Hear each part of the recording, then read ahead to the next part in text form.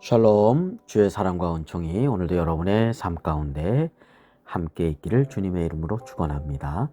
오늘 우리가 묵상하실 말씀은 히브리서 11장 28절부터 30절까지 말씀이 되겠습니다.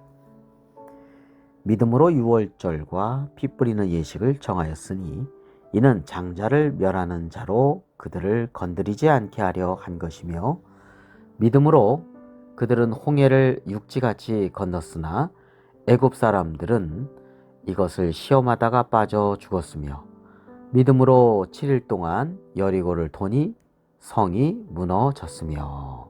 아멘. 네, 오늘 본문은 세 가지 믿음의 사건을 기록하고 있습니다. 유월절, 홍해 도하, 여리고성 정복. 네, 하나같이 인간의 상식, 인간의 이성을 넘어선 하나님의 초월적인 역사하심이죠. 자, 유월절에 어린 양 피를 문 인방과 좌우 문설주에 바르면 죽음의 사자가 그 집을 넘어가서 그 집의 장자나 초태생의 죽음을 면하게 된다라고 하나님의 말씀을 그대로 믿고 순종한 가정에서는 그러한 죽음의 역사가 없었다는 것이죠. 장자가 죽거나 짐승 가운데 처음 태어난 것들이 죽지를 않았다는 것이죠.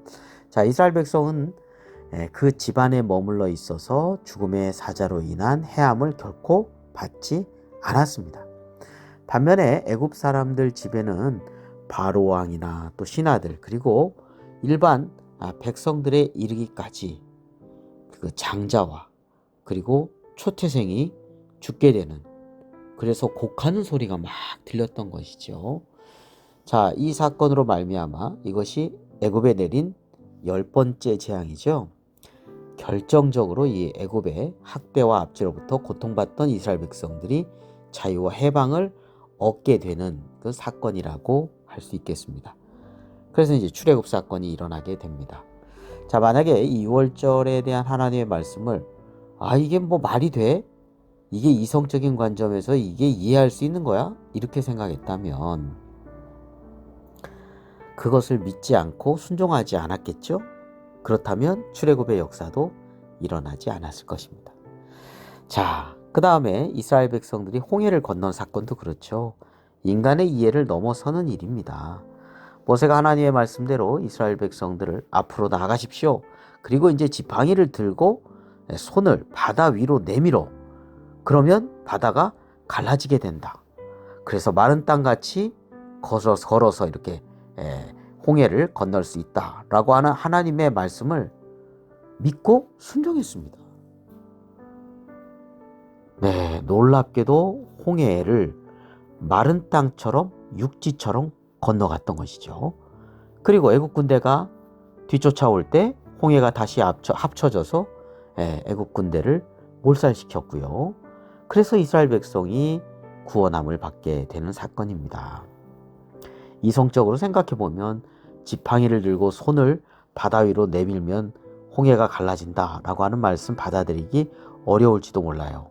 그러나 하나님의 말씀이기 때문에 그들은 순종했고 홍해를 건널 수 있었고 구원함을 받을 수 있었습니다. 자, 또한 가나안 땅에 들어가서 처음으로 대하는 이 여리고 성에서의 전투 이야기. 칼과 창으로 이긴 것이 아닙니다. 네, 6일 동안은 하루에 한 바퀴씩 돌고 7일째 되는 날 7바퀴 돌고 외치는 거 아니겠습니까? 자, 이러한 하나님의 방법, 우리가 어느 전쟁도 이렇게 이길 수 있는 전쟁은 없죠. 인간적인 상식적인 그런 이해로는 행할 수가 없는 전술이라고 생각할 수 있습니다. 그렇지만 하나님의 말씀대로 그들은 믿고 순종했고 결국 여리고성이 무너지고 이스라엘 백성들이 큰 승리를 거두게 되었던 것을 알 수 있습니다. 자, 모두 생각해보면 이 6월절 사건이나 홍해를 건너는 사건이나 여리고성의 승리, 인간의 이성과 상식으로 이해할 수 없는 사건들입니다. 그러나 그것이 천지를 창조하시고 세상을 다스리시는 하나님의 말씀이라면 달라집니다. 하나님의 말씀은 그대로 이루어지는 능력이 있기 때문이죠. 인간의 이성, 상식은 하나님의 말씀에 비할 수가 없습니다. 그거에 비하면 아무것도 아닙니다. 자, 고린도전서 1장 25절에 이렇게 말씀하고 있습니다. 하나님의 어리석음이 사람보다 지혜롭고 하나님의 약하심이 사람보다 강하니라. 그렇습니다. 사람의 지혜, 사람의 능력, 하나님 앞에서는 아무것도 아니라는 것이죠. 이 천지 만물을 창조하시고 다스리시는 하나님 앞에서는 이 모든 것들을 초월하시기 때문에 그렇습니다. 자, 그래서 예수님의 모친 마리아가 동정녀임에도 성령으로 잉태해서 아들을 낳게 된다라고 하는 천사 가브리엘의 이야기를 들었을 때 하나님의 말씀이기 때문에 그대로 순종하였습니다. 이성적인 판단으로 고집하지 않았습니다. 말도 안 되는 얘기라고 대꾸하지 않았던 것이죠.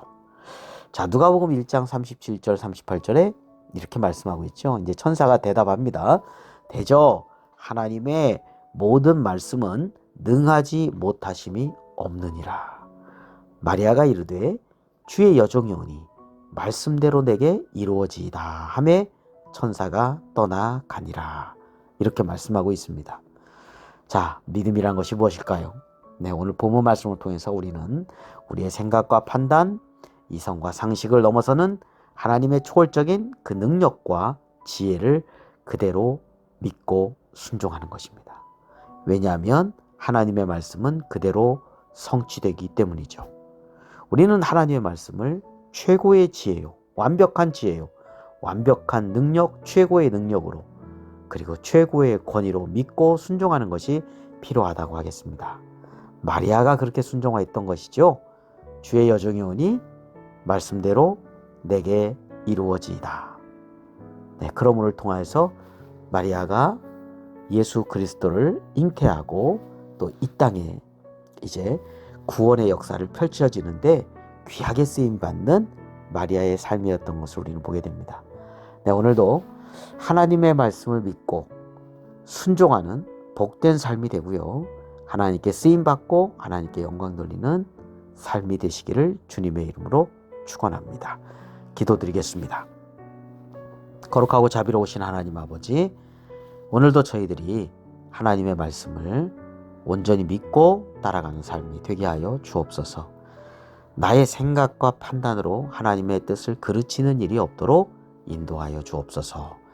예수 그리스도의 이름으로 기도드립니다. 아멘.